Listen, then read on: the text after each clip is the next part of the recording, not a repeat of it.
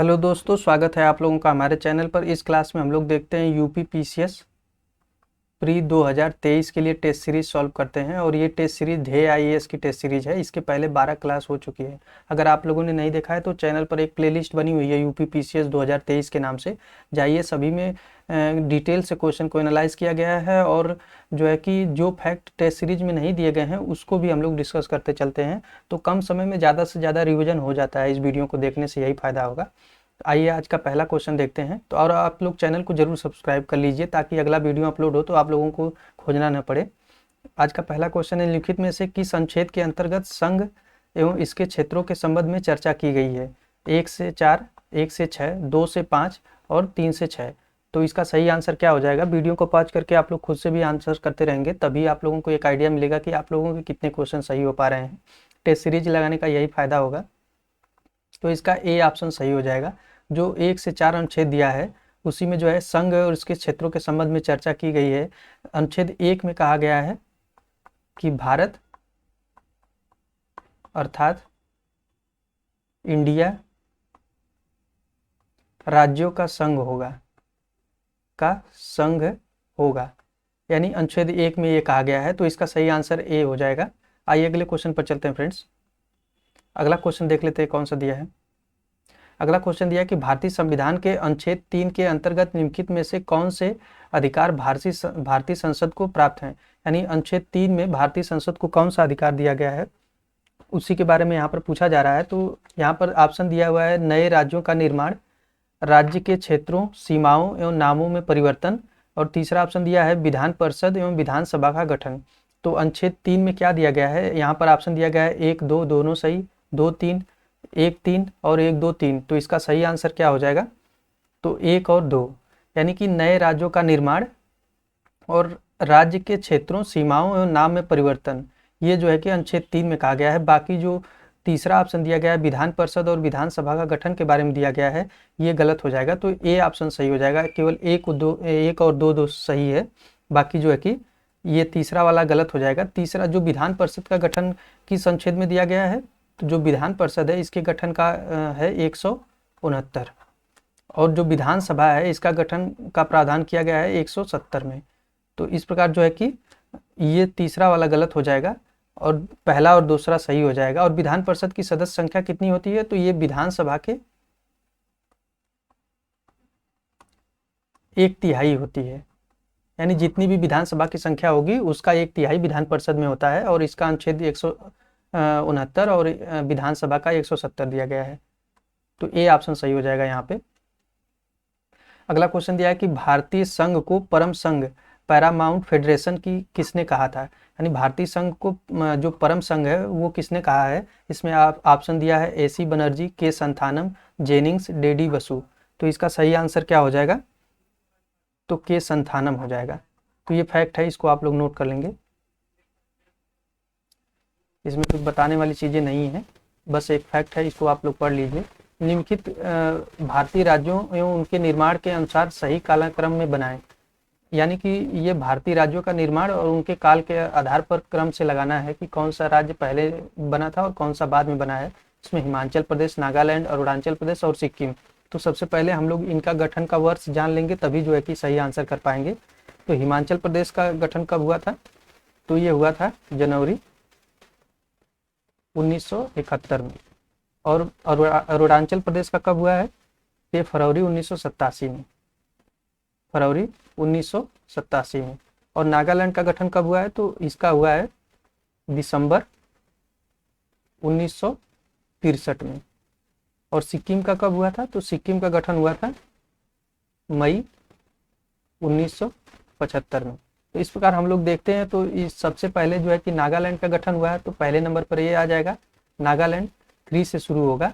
और दूसरे नंबर पे आ जाएगा हिमाचल प्रदेश, तो 3-1। और तीसरे नंबर पर आ जाएगा सिक्किम, 1975 में हुआ है, सबसे लास्ट में 2 आ जाएगा। तो 3-1-4-2। तो ए ऑप्शन यहाँ पे सही हो जाएगा। आइए अगले क्वेश्चन पर चलते हैं फ्रेंड्स। अगला क्वेश्चन देख लेते हैं। भारतीय नागरिकता प्राप्त की जा सकती है, यानी कि भारतीय नागरिकता प्राप्त की जा सकती है किसके किसके द्वारा, यही यहाँ पर पूछा गया है। तो भारतीय नागरिकता सबसे पहले किसी भूभाग में भारत के सम्मिलन से यानी किसी भूभाग को अगर भारत में सम्मिलित कर लिया जाता है तो उससे नागरिकता प्राप्त हो जाएगी, तो ये कथन बिल्कुल सही है। और दूसरा ऑप्शन दिया है कि रक्त संबंध या वंश क्रम से, यानी आपका रक्त संबंध या आपके वंशज भारतीय रहे हैं तो आपको नागरिकता मिल जाएगी। और तीसरा देशीकरण से भी भारतीय नागरिकता प्राप्त की जा सकती है, तो डी ऑप्शन यहाँ पे सही हो जाएगा, उपरोक्त सभी हो जाएगा। बाकी के ये कुल 5 आधार पर नागरिकता प्राप्त करी जा सकती है। एक तो होता है जन्म से और वंश से, और तीसरा हो जाएगा वंश के आधार पे और पंजीकरण के द्वारा, रजिस्ट्रेशन के द्वारा भी पाई जा सकती है। कुल 5 आधार पे होते हैं। और चौथा कौन सा हो जाएगा, तो चौथा हो जाएगा प्राकृतिक रूप से, यानी आप भारत में हैं प्राकृतिक रूप से तो आपको भारतीय नागरिकता ही मिलेगी। और 5वां हो जाएगा अंतिम क्षेत्र समाविष्ट से, यानी जो यहाँ पर दिया है कि किसी भूभाग को भारत में सम्मिलित कर लिया जाता है उसी को क्षेत्र समाविष्ट से लिखा हुआ है संविधान में, तो डी ऑप्शन सही हो जाएगा। आइए अगले क्वेश्चन पर चलते हैं फ्रेंड्स, देख लेते हैं अगला क्वेश्चन। तो अगला क्वेश्चन क्या दिया है, तो संविधान निर्माण के समय विभिन्न समितियों और उनके प्रमुख का युग्म कौन सा सही नहीं है, यानी कि जो विभिन्न समितियां बनी थी और उनके प्रमुख कौन थे उसी के बारे में यहाँ पर पूछा गया है और कहा गया कि इसमें कौन सा सही नहीं है। तो यहाँ समिति दिया हुआ है, यहाँ प्रमुख दिया हुआ है। तो सबसे पहले देखते हैं कार्य संचालन समिति, इसका दिया है के एम मुंशी, सदन समिति राजेंद्र प्रसाद, मूल अधिकार समिति जेबी कृपलानी, मूल अधिकार उप समिति दिया है, अल्पसंख्यक मामलों के उप समिति एच.सी. मुखर्जी। तो इसका सही आंसर क्या हो जाएगा, आप लोग वीडियो को पॉज करके खुद से भी आंसर करते रहेंगे। तो जो कार्य संचालन समिति थी इसके के एम मुंशी थे, बिल्कुल सही हो जाएगा। जो सदन समिति थी यही गलत दिया हुआ है, सदन समिति के राजेंद्र प्रसाद नहीं थे, ये पट्टाभी सीतारमैया थे, पट्टाभी सीतारमैया। और बाकी मूल अधिकार के उप समिति जेबी कृपलानी थे, अल्पसंख्यक मामलों के उप समिति के अध्यक्ष जो थे एच.सी. मुखर्जी थे। तो यहाँ पर बी सुमेलित नहीं था, यही आंसर हम लोगों का हो जाएगा। आइए अगले क्वेश्चन पर चलते हैं।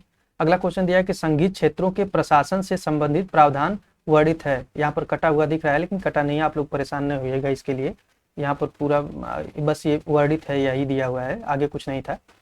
तो अनुच्छेद 239, अनुच्छेद 262, अनुच्छेद 230 और 235। तो जो संघीय क्षेत्र के प्रशासन से संबंधित अनुच्छेद है वह कौन सा है, आप लोग वीडियो को पॉज करके खुद से भी आंसर करते रहेंगे।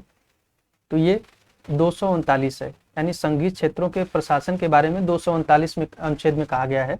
बाकी 262 में क्या दिया गया है, तो जो 262 अनुच्छेद है ये अंतर्राज्यीय जल विवाद से संबंधित है, अंतर्राज्यीय जल विवाद जो नदियों के है बंटवारे से संबंधित है। और 235 में क्या दिया गया है, तो जो 235 अनुच्छेद है इसमें जिला न्यायालय के जो न्यायाधीश हैं उनके पदों के बारे में, जो पदोन्नति और छुट्टी के बारे में जो हाई कोर्ट का अधिकार है वो दिया गया है।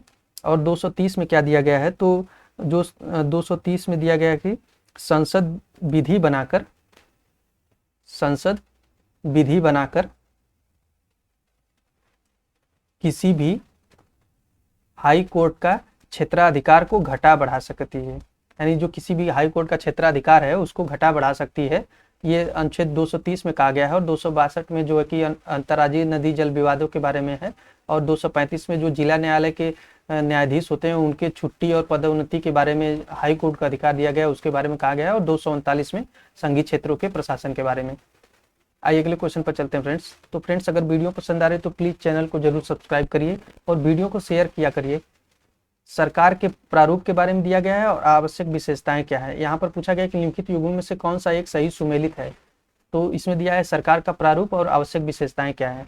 तो कैबिनेट शासन, सामूहिक उत्तरदायित्व, अध्यात्मात्मक शासन, शक्तियों का पृथक्करण, एकात्मक शासन और शक्तियों का संकलन। यहाँ पर संकलन ही दिया हुआ है, आप लोग परेशान नहीं होइएगा इसके लिए। तो इसका सही आंसर क्या हो जाएगा, कौन सा सही सुमेलित है, तो यहाँ पर सभी सुमेलित हैं, यानी कि कैबिनेट शासन, सामूहिक उत्तरदायित्व, अध्यात्मात्मक शासन, शक्तियों का पृथक्करण और एकात्मक शासन में शक्तियों का संकलन होता है। तो ये तीनों ही सही है, तो डी ऑप्शन यहाँ पे सही हो जाएगा। अगला क्वेश्चन क्या दिया हुआ है, तो अगला क्वेश्चन निम्नलिखित में से कौन सा भारतीय संविधान के संशोधन प्रक्रिया के अंतर्गत सम्मिलित है, यानी जो भारतीय संविधान में संशोधन की प्रक्रिया है उसके अंतर्गत कौन सा सम्मिलित है, तो संसद के साधारण बहुमत द्वारा। तो ये बिल्कुल सही हो जाएगा। भारतीय संविधान में जो संशोधन होता है ये जो है कि तो जो भारतीय संविधान में संशोधन की प्रक्रिया है कुल 3 प्रकार से होती है। और ये संशोधन किस में दिया है, अनुच्छेद किस में दिया है, तो अनुच्छेद 368 में दिया गया है संशोधन। और उसमें कहा गया कि कुल 3 प्रकार से होती है। तो जिसमें सबसे पहला प्रकार है संसद के साधारण बहुमत से, और संसद में उपस्थित 2/3 बहुमत से, यानी इसी को विशेष बहुमत भी कहा जाता है, जो 2/3 बहुमत होता है। तो विशेष बहुमत से भी संशोधन होता है, दूसरा भी सही हो जाएगा। और संसद में उपस्थित 2/3 बहुमत और कम से कम आधे से अधिक राज्यों के विधानमंडल की स्वीकृति द्वारा, यानी कि कम से कम 2/3 बहुमत हो, जो विशेष बहुमत प्लस आधे से अधिक राज्य, यानी भारतीय संघ में जितने भी 28 राज्य हैं उनमें से आधे से अधिक राज्यों का जो है कि स्वीकृति होनी चाहिए। इन तीनों प्रकार से जो है कि संशोधन होता है भारतीय संविधान में। तो ये ऑप्शन सही हो जाएगा। अगला क्वेश्चन देख लेते हैं कौन सा दिया है। अगला क्वेश्चन दिया कि भारतीय शासन व्यवस्था में संघवाद का स्वरूप प्रदर्शित होता है, यानी भारतीय शासन व्यवस्था में संघवाद का कौन सा स्वरूप है, यानी भारतीय संघवाद कौन सा है, तो संघर्षात्मक संघवाद, केंद्रीकृत संघवाद, सहकारी संघवाद और सौदेबाजी संघवाद। तो इसका सही आंसर क्या हो जाएगा, तो सहकारी संघवाद है। यानी भारतीय शासन व्यवस्था में जो संघवाद है उसका स्वरूप कैसा है, तो ये सहकारी है, यानी भारतीय शासन को, तो सी ऑप्शन सही हो जाएगा।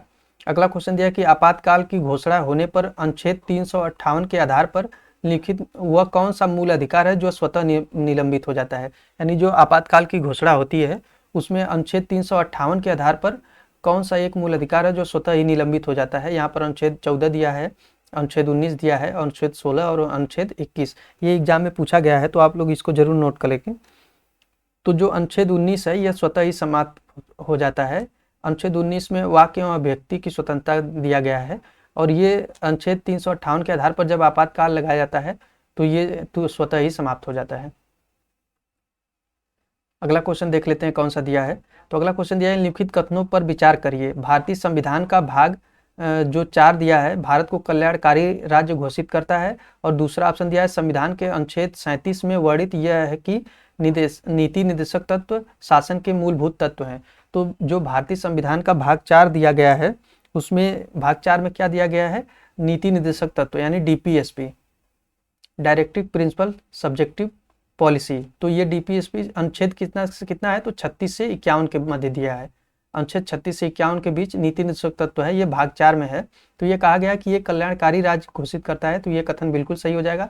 और संविधान के अनुच्छेद जो 37 में वर्णित है कि नीति निर्देशक तत्व देश के शासन के मूलभूत लक्षण है, तो ये कथन दोनों ही सही हो जाएगा। और यहाँ पर पूछा है कि असत्य कथन कौन सा है, तो इनमें से कोई नहीं ऑप्शन हो जाएगा, क्योंकि दोनों ही सही है। यहाँ पर असत्य पूछा गया था। आप लोग सत्य और असत्य को ध्यान से पढ़ा करें, एग्जाम में क्वेश्चन ना गलत होने पाए। कितने लोगों के क्वेश्चन तो ऐसे ही गलत हो जाते हैं आते हुए भी। अगला क्वेश्चन दिया कि निम्नलिखित में से कौन सा एक भारतीय संविधान की प्रस्तावना में सम्मिलित नहीं है, वह कौन सा है जो भारतीय संविधान की प्रस्तावना में सम्मिलित नहीं है, उसी के बारे में यहाँ पर बताना है। तो आइए देख लेते हैं हम लोग। तो सामाजिक, आर्थिक और राजनीतिक न्याय, यानी कुल 3 प्रकार की न्याय की बात कही गई है, उसी को यहाँ पर दिया गया है सामाजिक, आर्थिक और राजनीतिक न्याय। तो ये सही हो जाएगा। प्रतिष्ठा एवं अवसर की समानता, समानता कुल 2 प्रकार की है, प्रतिष्ठा और अवसर की समानता, तो ये बिल्कुल सही हो जाएगा।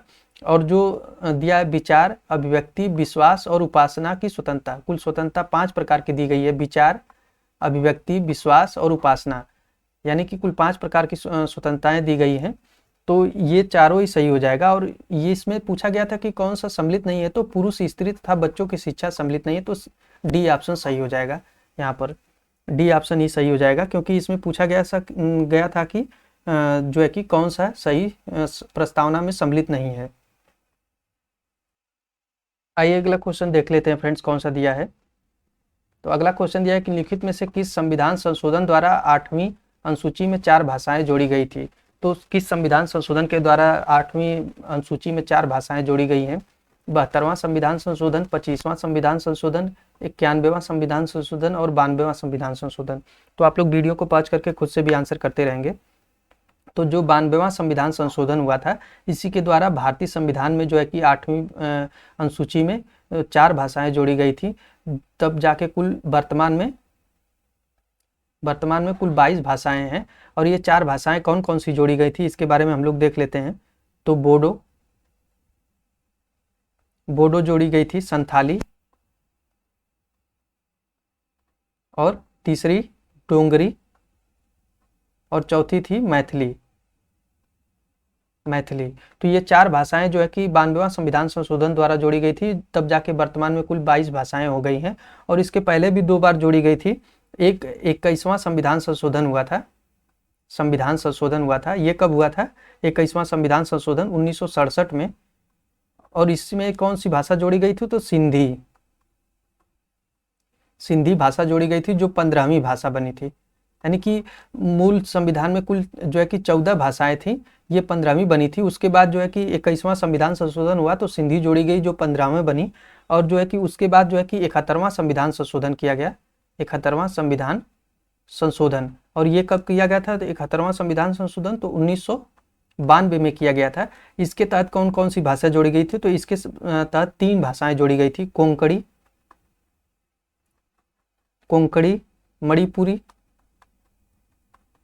मणिपुरी और नेपाली। तो कुल 3 भाषाएं जोड़ी गई। तो एक ये जोड़ी गई 4 और 4 ये 8 भाषाएं जोड़ी गई। वर्तमान में जो है कि 22 भाषाएं हैं, 14 प्लस 8 भाषाएं जोड़ी गई, तो वर्तमान में कुल 22 भाषाएं हो गई। तो इतने डिटेल इस क्वेश्चन से फैक्ट थे, तो आप लोग जरूर इनको नोट करेंगे। यही वीडियो देखने का फायदा होगा कि ज़्यादा से ज़्यादा फैक्ट आप लोगों के पास तैयार हो जाएंगे, रिविजन हो जाएगा पूरा सब्जेक्ट का। आइए देखते हैं अगला क्वेश्चन। अगला क्वेश्चन दिया है कि निम्नलिखित युग्मों में से कौन सा एक सही सुमेलित है? यानी निम्नलिखित युग्मों में से कौन सा एक सही सुमेलित है, उसी के बारे में यहाँ पर पूछा गया है। तो सेवाओं पर कर का प्रावधान किस पर किया गया है? तो अनुच्छेद, इसमें 28वां संविधान संशोधन किया गया था, जिसके तहत सेवाओं पर कर का प्रावधान किया गया, तो यही सही सुमेलित है। बाकी का आगे देख लेते हैं हम लोगों, जो है कि क्या दिया गया है।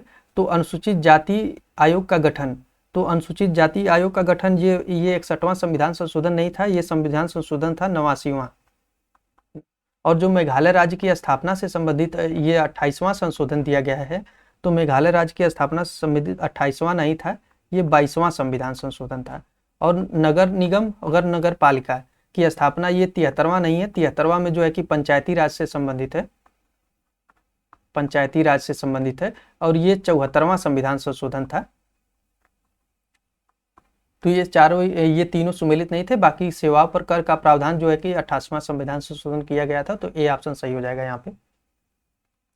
अगला क्वेश्चन दिया है कि भारतीय और ब्रिटिश संसदीय प्रणाली में प्रमुख अंतर है। यानी कि भारतीय और ब्रिटिश संसदीय प्रणाली में कौन सा प्रमुख अंतर है, उसी के बारे में यहाँ पर पूछा गया है।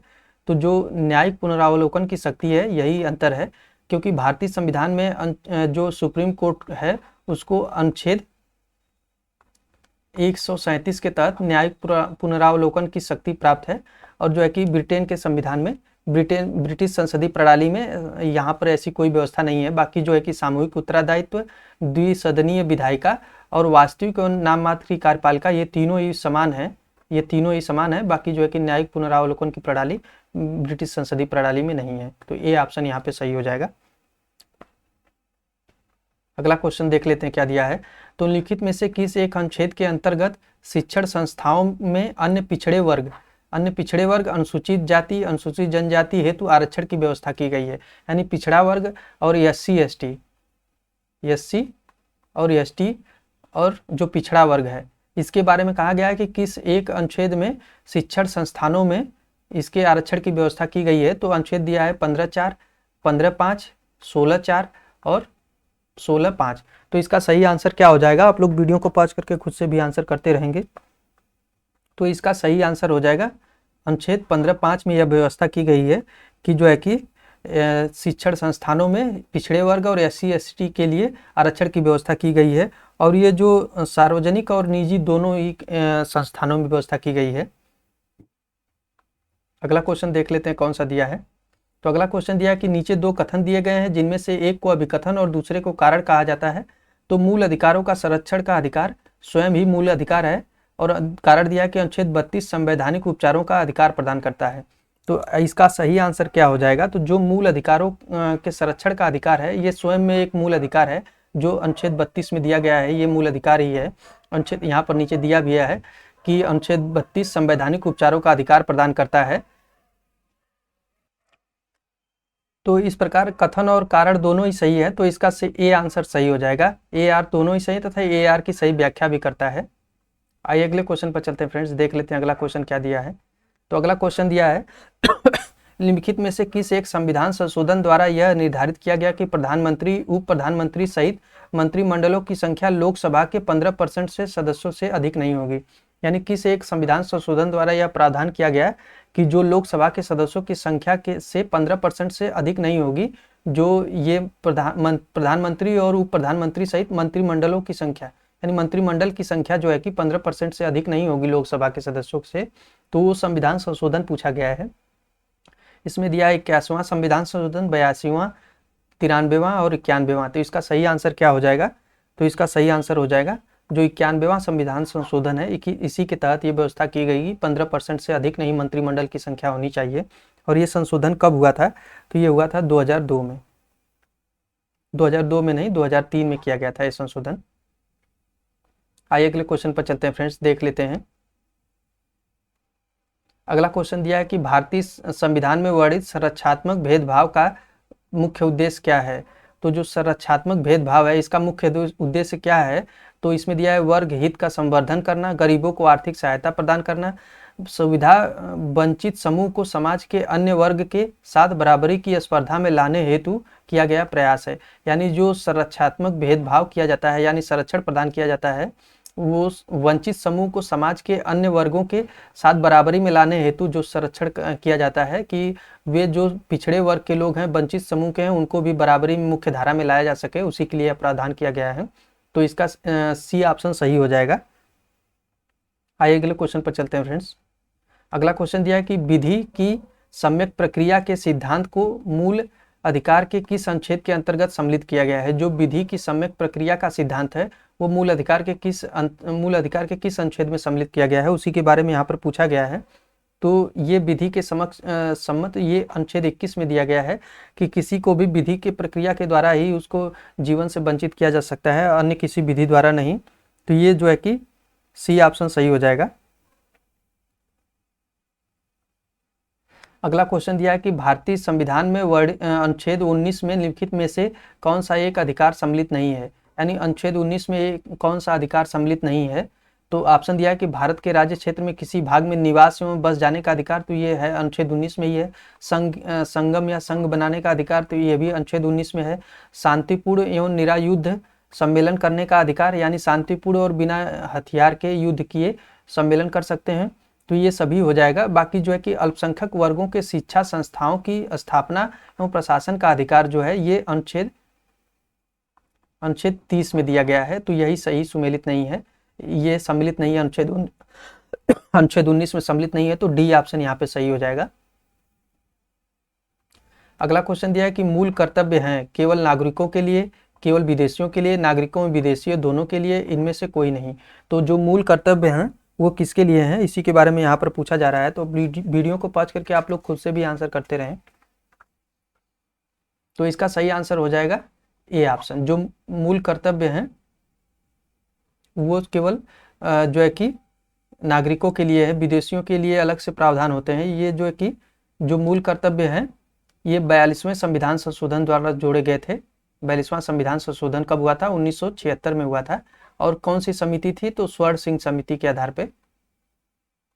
पिछले लेक्चर में भी हम लोगों ने इस पर डिस्कस किया था कि स्वर्ण सिंह समिति के आधार पर जो है कि मूल कर्तव्य जोड़े गए थे।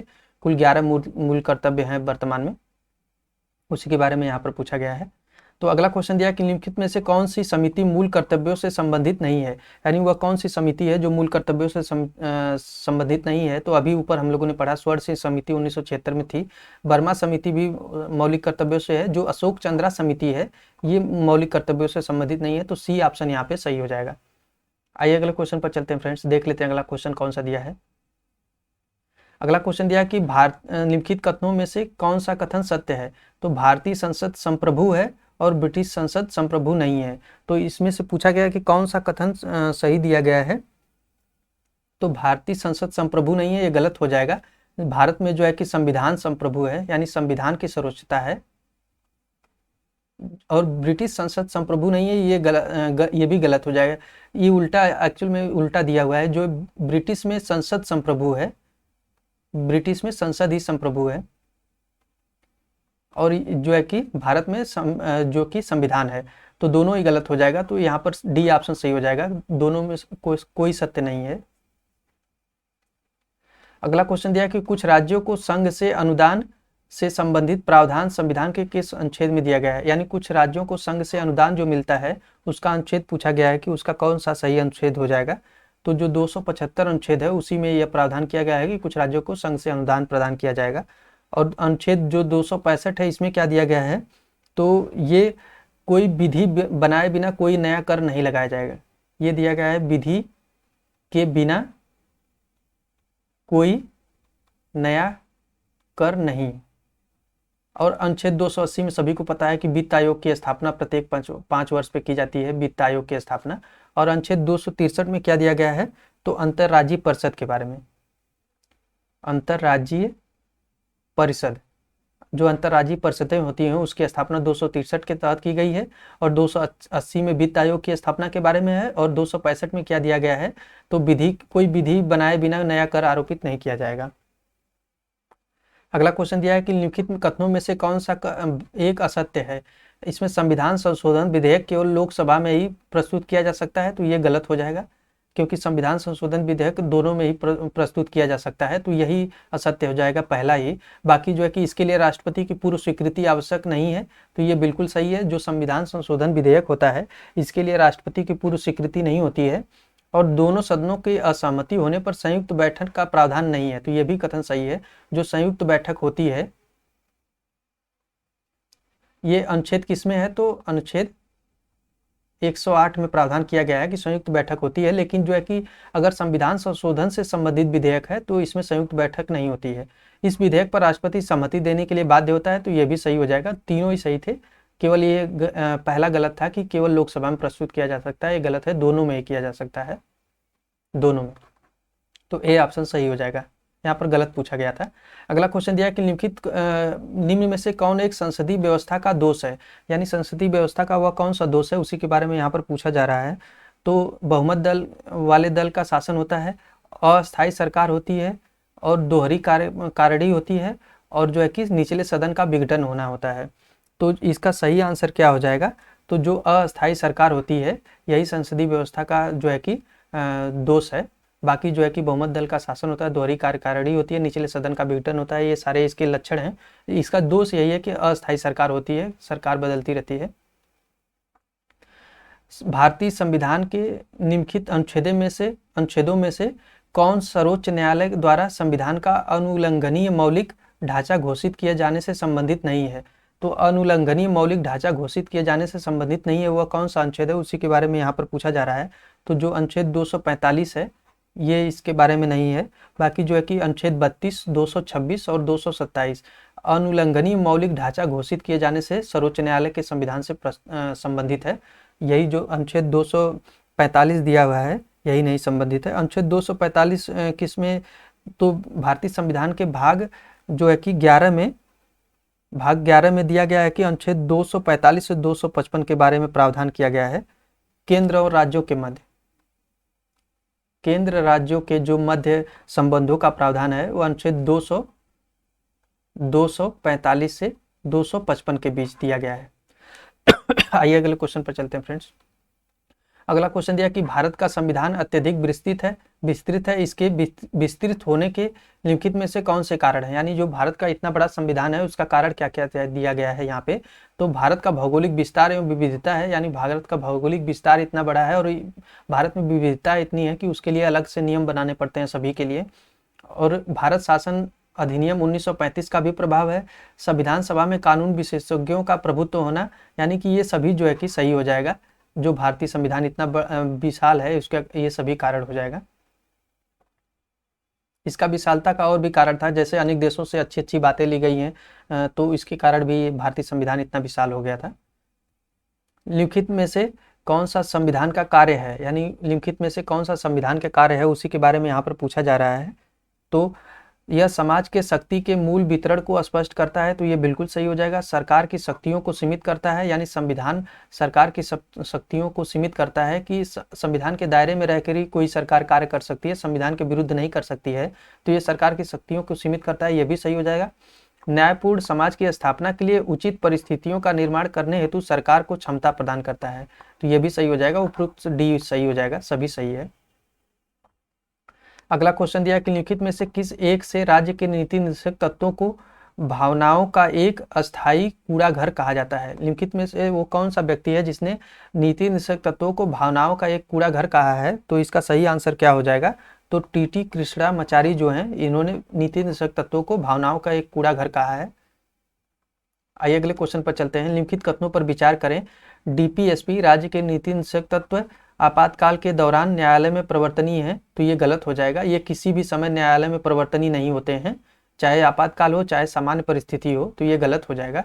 डीपीएसपी राज्य के नीति निर्देशक तत्वों को राज्यों के लिए बाध्यकारी नहीं है। तो ये बिल्कुल सही है, तो केवल दूसरा सही हो जाएगा। ये राज्य के लिए बाध्यकारी नहीं होते हैं, ये राज्य की इच्छा पर निर्भर करता है या राज्य के संसाधनों पर निर्भर करता है कि वो डीपीएसपी को लागू करे या ना करे।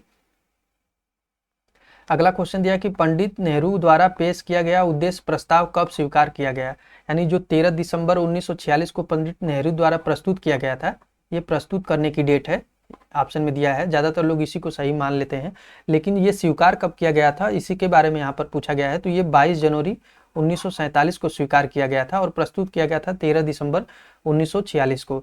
तो इसका डी ऑप्शन सही हो जाएगा यहाँ पे। आइए अगले क्वेश्चन पर चलते हैं फ्रेंड्स। अगला क्वेश्चन दिया है कि निम्नलिखित युगों में से कौन सा एक सही सुमेलित नहीं है? तो निम्नलिखित युगों में से वह कौन सा सही सुमेलित नहीं है, उसी के बारे में यहाँ पर पूछा जा रहा है। तो लोक नियोजन के विषय में अवसर की क्षमता, ये अनुच्छेद 16 में दिया है, बिल्कुल सही है। अपराधों के लिए दोष सिद्धि के संबंध में संरक्षण है, ये अनुच्छेद 20 में, यह भी सही हो जाएगा।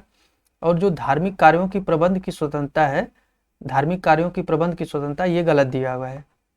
तो सी ऑप्शन यहाँ पे सही हो जाएगा हम लोगों का आंसर, क्योंकि धार्मिक कार्यों के प्रबंध की स्वतंत्रता जो है कि अनुच्छेद 25 में नहीं, ये 26 में दिया गया है, अनुच्छेद 26 में दिया गया है। और अल्पसंख्यकों की भाषा, लिपि और संस्कृति की स्वतंत्रता है, ये अनुच्छेद 19 में ही है, तो ये भी सही हो जाएगा। जो अनुच्छेद दिया है धार्मिक कार्यों के प्रबंध की स्वतंत्रता, ये 26 में है, 25 में नहीं है। 25 में ये कहा गया है कि अंतःकरण से कि अबाध रूप से किसी भी धर्म को मानने की स्वतंत्रता है, धर्म को मानने की स्वतंत्रता है। यानी जो अनुच्छेद ये धार्मिक संबंध से दिए गए हैं, अनुच्छेद 25 से 28 के बारे में, धार्मिक स्वतंत्रता के बारे में जो मूल अधिकार दिया गया है अनुच्छेद 25 से 28 के बीच में, उसी के बारे में यहाँ पर दिया गया था। आइए अगले क्वेश्चन पर चलते हैं फ्रेंड्स, देख लेते हैं अगला क्वेश्चन क्या दिया है। तो अगला क्वेश्चन दिया है कि निम्नलिखित युगों में से कौन सा एक सही सुमेलित नहीं है? यहाँ पर भी सही सुमेलित नहीं है, उसी के बारे में पूछा गया है। तो संविधान सभा का गठन नवंबर 1946 में और उद्देश्य प्रस्ताव का पेश होना 11 दिसंबर, तो यही सही सुमेलित नहीं है। अभी हम लोगों ने ऊपर देखा कि जो संविधान उद्देश्य प्रस्ताव पेश हुआ था, ये 11 दिसंबर नहीं 13 दिसंबर था, 13 दिसंबर 1946 को था। तो बी ऑप्शन यहाँ पर सुमेलित नहीं है। बाकी संविधान सभा का गठन नवंबर 1946 में हुआ था। प्रारूप समिति का गठन 29 अगस्त 1947 को हुआ था। संविधान सभा की पहली बैठक 9 दिसंबर 1946 को हुई थी, जिसके अस्थायी अध्यक्ष थे, अस्थायी अध्यक्ष कौन थे? तो ये सच्चिदानंद सिन्हा थे, सच्चिदानंद सिन्हा। और फिर 11 दिसंबर को जो बैठक हुई तो 1946 को, तो इसके अस्थायी अध्यक्ष राजेंद्र प्रसाद बने थे, राजेंद्र प्रसाद अस्थायी थे, ये अस्थायी अध्यक्ष थे। तो यहाँ पर बी सुमेलित नहीं था। अगला क्वेश्चन दिया कि संसद के सदनों की बैठक गणपूर्ति यानी कोरम की आवश्यकता होती है यदि कुल सदस्य संख्या का तो 2/3 भाग, 1/10 भाग और 1/3 और 1/2। तो जो कोरम गणपूर्ति की संख्या होती है ये 1/10 होती है। ये कई बार एग्जाम में पूछा गया है, तो आप लोग इसको नोट करेंगे। इसके अभाव में बैठक नहीं हो पाती है। संसद द्वारा नए राज्यों का निर्माण, राज्य के क्षेत्र, सीमा एवं नाम में परिवर्तन आदि संशोधन किया जा सकता है। तो नए राज्यों का निर्माण करना हो या राज्य क्षेत्र की सीमा में परिवर्तन करना हो, संशोधन करना हो, तो ये संशोधन इसके बारे में दिया गया है कि 2/3 बहुमत द्वारा, 1/3 बहुमत द्वारा, साधारण बहुमत द्वारा, 2/3 बहुमत एवं आधे से अधिक राज्यों के विधानमंडल की स्वीकृति द्वारा। तो जो नए राज्यों का निर्माण होता है और जो है कि वर्तमान नाम राज्यों के नामों सीमा में परिवर्तन होता है, ये साधारण बहुमत द्वारा किया जाता है। अगला क्वेश्चन दिया है कि नीति निर्देशक तत्वों में सम्मिलित कौन सा अनुच्छेद कार्यपालिका एवं न्यायपालिका के पृथक्करण का प्रावधान करता है। तो नीति निर्देशक तत्वों में जो कार्यपालिका एवं न्यायपालिका का पृथक्करण का प्रावधान किया गया है, ये किस अनुच्छेद में किया गया है, उसी के बारे में यहाँ पर पूछा जा रहा है। तो ये अनुच्छेद 50 में दिया गया है कि कार्यपालिका न्यायपालिका से अलग होगी। तो इसके बारे में अनुच्छेद 50 में कहा गया है। और अनुच्छेद 49 में क्या कहा गया है, तो राष्ट्रीय महत्व के स्मारकों का संरक्षण के बारे में कहा गया है। और अनुच्छेद 51 में क्या कहा गया है, तो अंतर्राष्ट्रीय शांति एवं सुरक्षा से संबंधित है। और अनुच्छेद 47 में क्या कहा गया है, तो अनुच्छेद 47 में नीति निर्देशक तत्वों में कहा गया है कि लोक स्वास्थ्य में सुधार का कर्तव्य होगा, यानी लोक स्वास्थ्य में सुधार का कर्तव्य राज्यों का होगा, ये अनुच्छेद 47 में कहा गया है। आइए अगले क्वेश्चन पर चलते हैं। तो नीचे दो कथन दिए गए, जिनमें से एक अभिकथन और दूसरा कारण है। तो यहाँ पर थोड़ा सा कटा हुआ है, लेकिन मैं पढ़ दे रहा हूँ इसको, आप लोग परेशान न होइएगा।